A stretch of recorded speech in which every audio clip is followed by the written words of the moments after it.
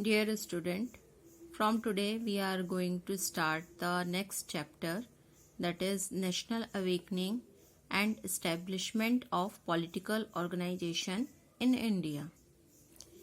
In previous chapter we had read about the freedom struggle of 1857, and this was the first ever organized armed struggle attempt to put an end to the British rule. So this struggle was crushed by British Army. As a result, some of time there was a feeling of despair among Indians, yet memories of the freedom struggle remained alive in their mind. The awakening which took place following the freedom struggle developed a pure nationalistic feelings among Indians. They realized that there was a difference of interest between Indians and British regime, and in order to promote their own interests, British would continue to exploit India. तो Indians को अब realise हो रहा था, वो freedom struggle में तो fail हो गए थे, लेकिन उनके मन में, उनकी मेमोरीज में फ्रीडम स्ट्रगल के बारे में कई सारी चीजें अभी भी लाइव थी. वो उन चीज़ों के बारे में सोचते थे और अवेकनिंग, इस समय लोग जाग रहे थे या सोच रहे थे कि जो ब्रिटिश इंटरेस्ट है और इंडियन इंटरेस्ट है उसमें काफ़ी डिफरेंस है, और Britishers want to exploit Indians.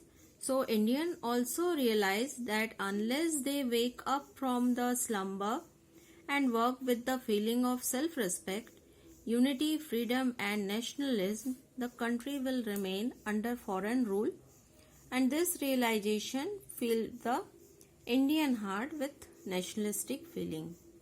So if they can't wake up, अब अगर नहीं जागे तो वो स्लैब टाइप के होके रह जाएंगे, और अगर वो जाग रहे हैं, कौन जाग रहे हैं? इंडियंस. किस लिए? Feeling of self respect, unity, freedom, nationalism.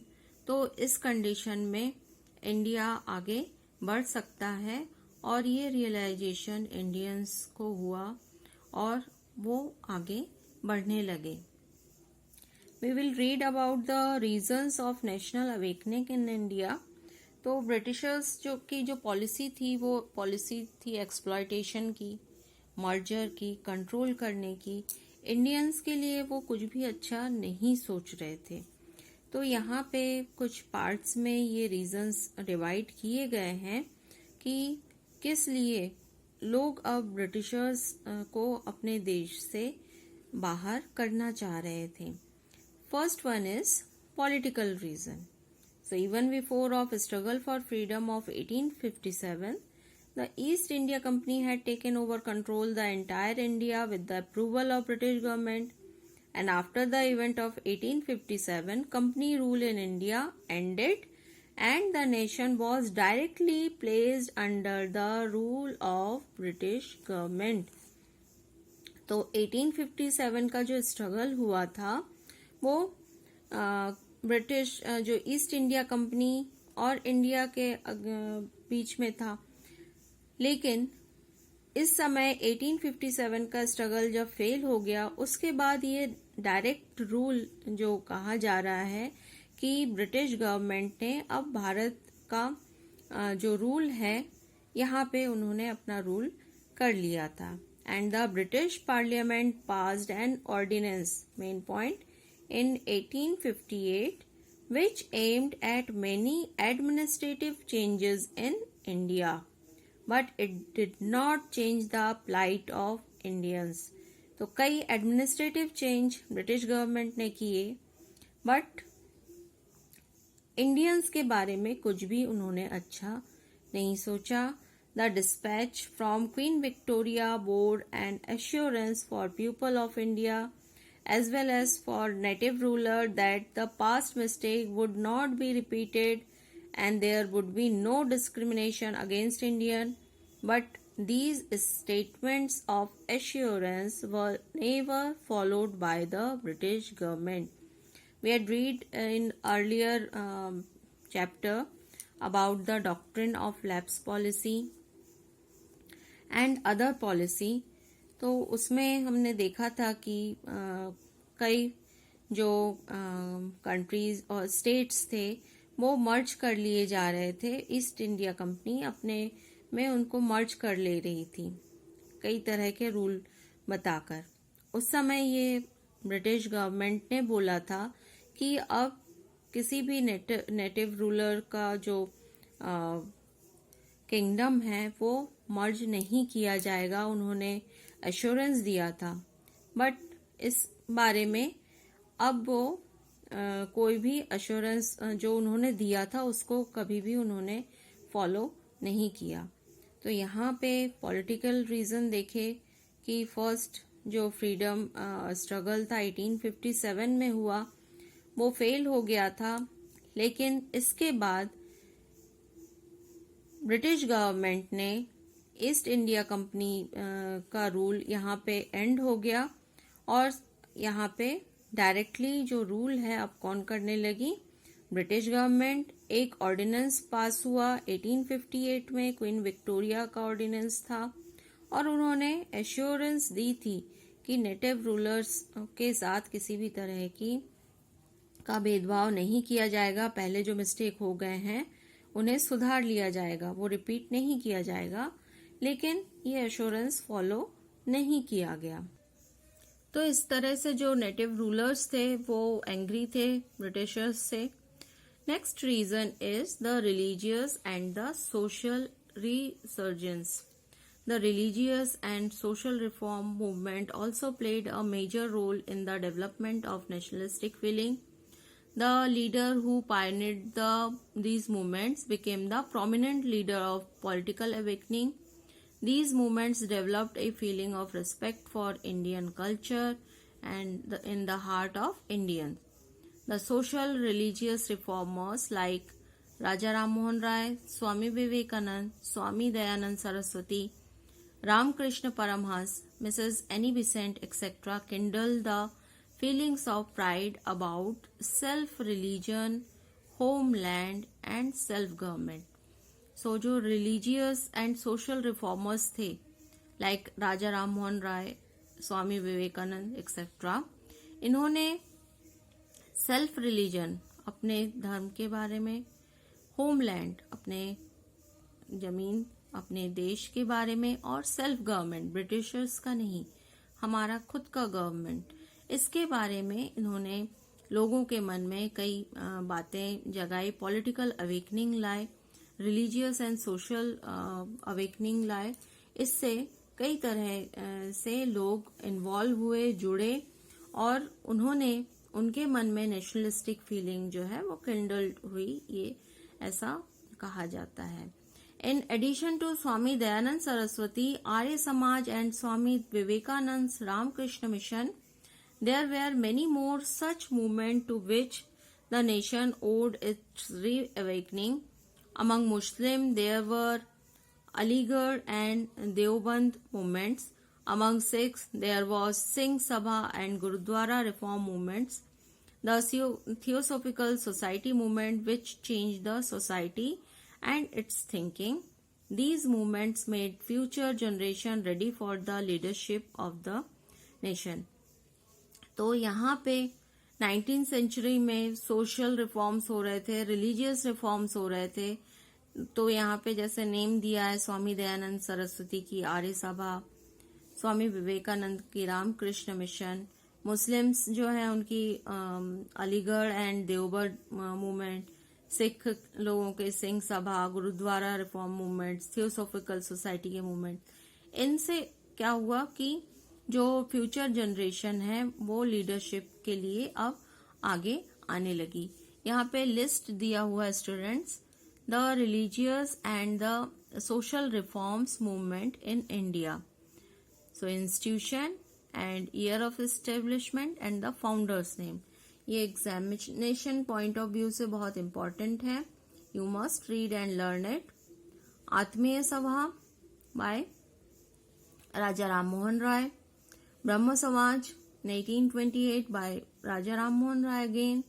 Tattvabodhini सभा 1839 by देवेंद्रनाथ टैगोर, प्रार्थना समाज 1867 आत्माराम पांडुरंग, सत्य शोधक समाज 1873 by Jyotiba Phule, Arya Samaj important point 1875 Swami Dayanand Saraswati, theosophical society 1875 by madam Blavatsky and colonel Olcott, Ramakrishna mission 1897 by Swami Vivekanand.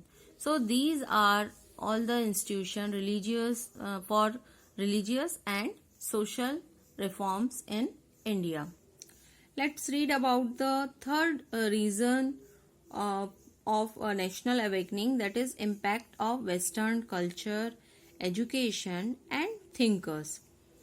तो लॉर्ड मैकॉले ने यहाँ पे वेस्टर्न एजुकेशन को इंट्रोड्यूस कर दिया था इंडिया में, and his intention in spreading western education in English was to develop a class of people who would work in interest of the British government. तो lord Macaulay जो है उन्होंने western education को India में introduce किया, और उनका मानना था कि एक क्लास डेवलप कर लिया जाए जो ब्रिटिश गवर्नमेंट के फेवर में वर्क करें. तो उसके बदले में क्या हुआ कि इंग्लिश एजुकेशन जब स्प्रेड हुई तो उन्होंने कई इंडियंस को इंस्पायर किया टू फ्री देमसेल्फ, अपने आप को फ्री करने के बारे में उन्होंने सीखा कि फॉरेन रूल के क्लचेस से हम कैसे मुक्त हों, कैसे फ्री हों. With knowledge of English language, Indian become acquainted with Western literature, thinking and philosophy and administration. तो ये इंग्लिश एजुकेशन तो लॉर्ड मैकॉले लेकर आए थे, लेकिन इंग्लिश एजुकेशन के थ्रू हमारे जो थिंकर्स हैं उन्होंने वेस्टर्न लिटरेचर, थिंकिंग, फिलॉसफी के बारे में जाना, समझा, और वो ब्रिटिशर्स से अब फ्री होना चाहते थे. Next, the Western education introduced Indians to modern concept of nationalism, independence, equality and democracy. तो वेस्टर्न एजुकेशन जब इंडिया में आया और इंडियंस अब उस समय जो मॉडर्न कॉन्सेप्ट थे नेशनलिज्म के बारे में, इंडिपेंडेंस के बारे में, इक्वालिटी, डेमोक्रेसी के बारे में, इन सारी चीजों को अब जानने समझने लगे थे. Next one is impact of contemporary European movement. तो इसी समय जो है वर्ल्ड की अदर कंट्री में भी इंडिपेंडेंस मूवमेंट चल रहे थे, और जैसे like Italy, Germany, Romania, Serbia, और ये जो फ्रीडम स्ट्रगल इन कंट्रीज में हो रहे थे, वेस्टर्न कंट्रीज में हो रहे थे, इनसे इंस्पायर्ड हुए हमारे इंडियंस कि हमें भी हमारे मदरलैंड को फ्री करना है, free from the British rule. Next reason of Indian awakening, that is development of means of communication and transport. So British Empire established its rule in India and the means of communication and transport were developed in India. Rails, telegraph, postal service, roads, bridges, etc. were developed in India. And keeping in view the security of British Empire and economic exploitation of India.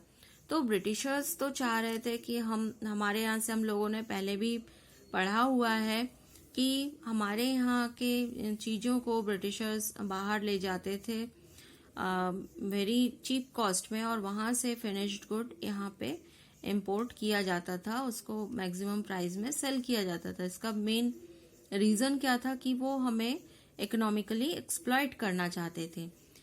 लेकिन अगर दूसरी तरफ देखें कि ये सारी चीज़ें जब डेवलप हुई इंडिया में, rail, telegraph, postal service, road वगैरह, इससे क्या हुआ कि मूवमेंट और ट्रांसपोर्ट ऑफ गुड ये इजी हो गया, और इस तरीके से इसका रिजल्ट क्या हुआ, exchange of ideas and establishment of communication.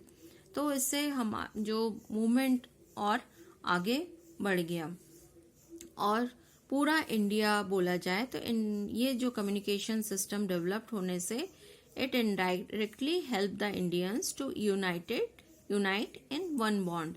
तो एक तरह से वो एक साथ अब आने लगे. Next one is impact of Indian culture.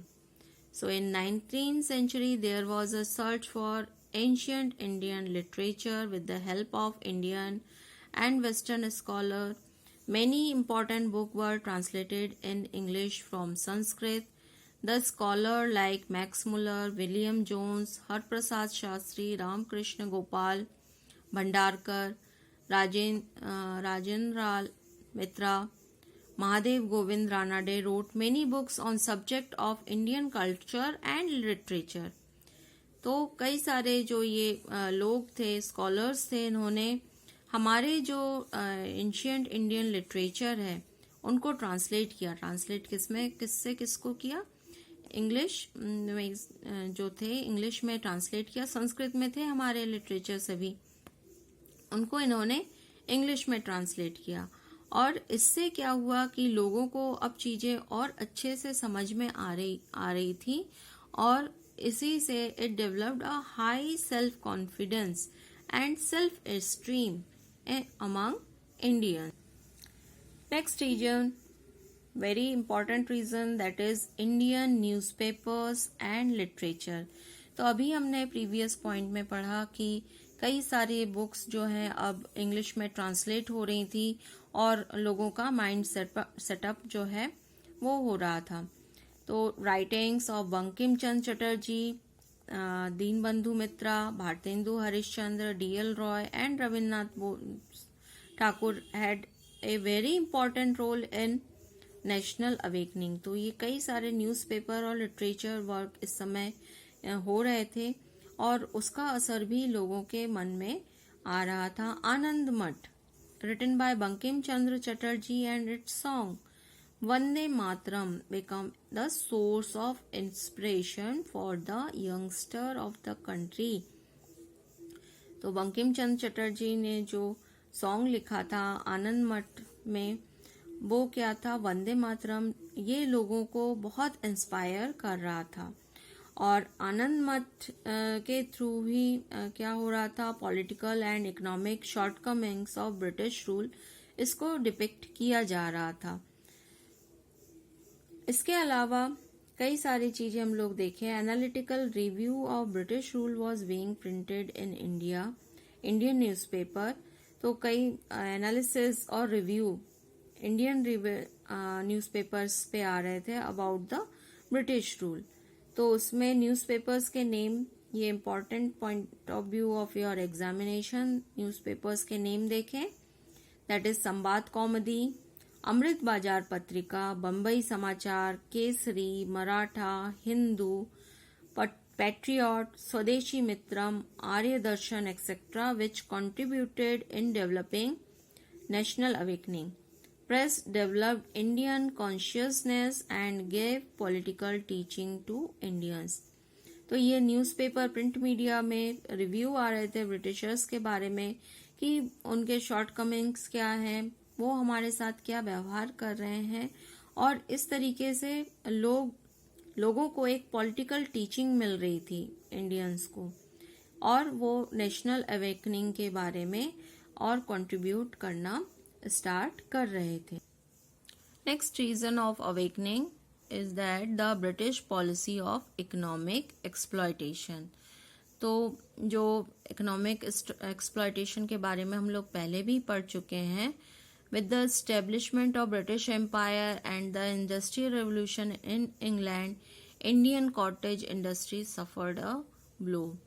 On the goods exported from India, a heavy tax was levied on them in foreign markets, whereas the imported goods from England were made tax-free to sell in Indian market.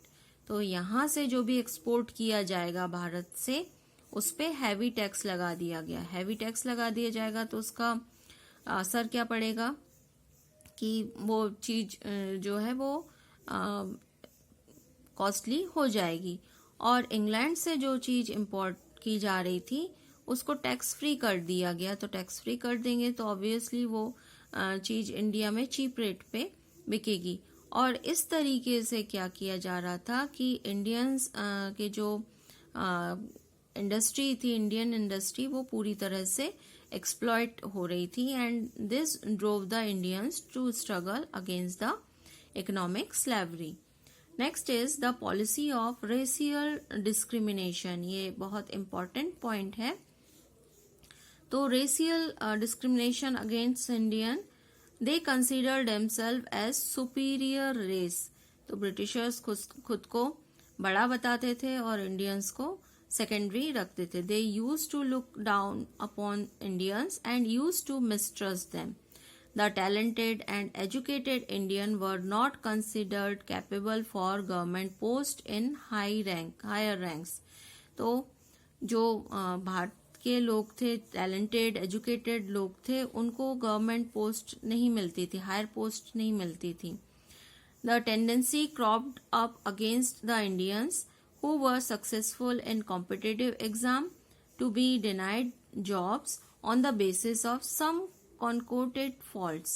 People like Surendranath Banerjee, Arvind Ghosh become the victim of British policy of discrimination.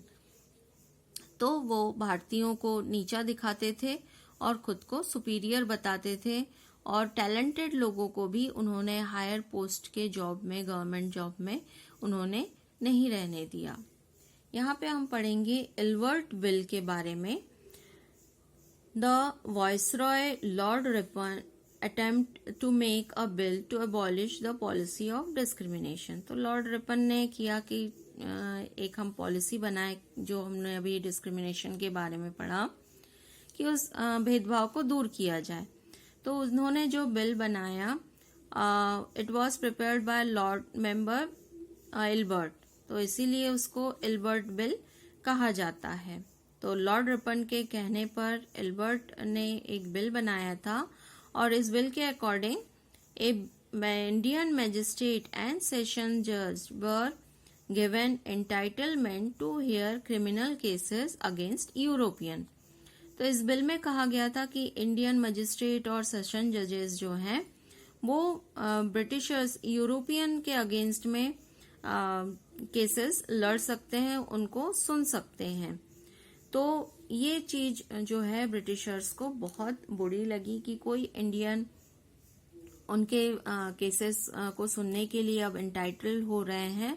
तो इसका बहुत ज्यादा विरोध किया गया। Previous to introduction of this bill, Indian magistrate were not authorized to hear cases against European criminals.